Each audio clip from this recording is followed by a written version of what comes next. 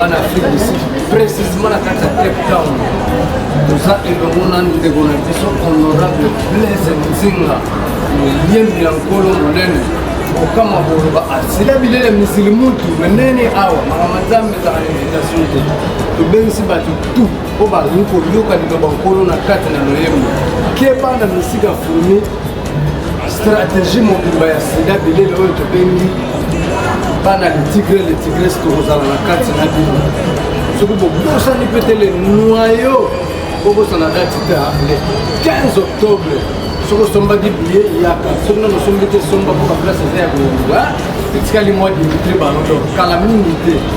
honorable Blaise Nzinga honorable ya biso chanteur kati mukolo a préparé ba mélodie ya musique au matamili monalola sonyon sur les 15 octobre na Civic Center Peru biso nyonso tokozala wana na Cape Town ngape mama top na kozwa vol les 14 diana kolongwa po na koma na raté te toza elongo na moto na Nzambe chantre dédié Blaise Nzinga tokozala wana bana na Nzambe bafana mama top nyonso balingaka Yesu oyo apesaka biso pe mabatelaka biso il renouvelle sa bonté chaque matin tokutana les 15 toza wana eza be na Civic Center yango oyo bana Nzambe balobi octobre eza ya koyinda makasi elongo na papa Zinga Zinga to mokili compliqué tokobindela Nzambe na Civic Center eza sika ya kobunga te eza kaka na Civic Center na Peru kokiti na votre cas na Talent Street soki owuti na Pick n Pay okomona ngo mbala moko robota liboso koti mbala moko soki owuti na Shoprite okiti mbala moko na NG Garage okusani moke omoni Talent Street tokobindela ye le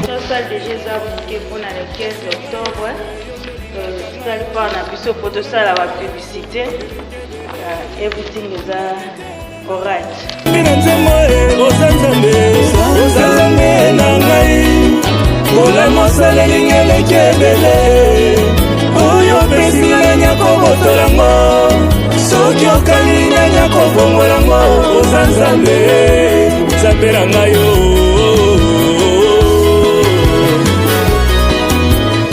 Bamama nyonso obeta mololo oyo ezali ngumba kati na nkolo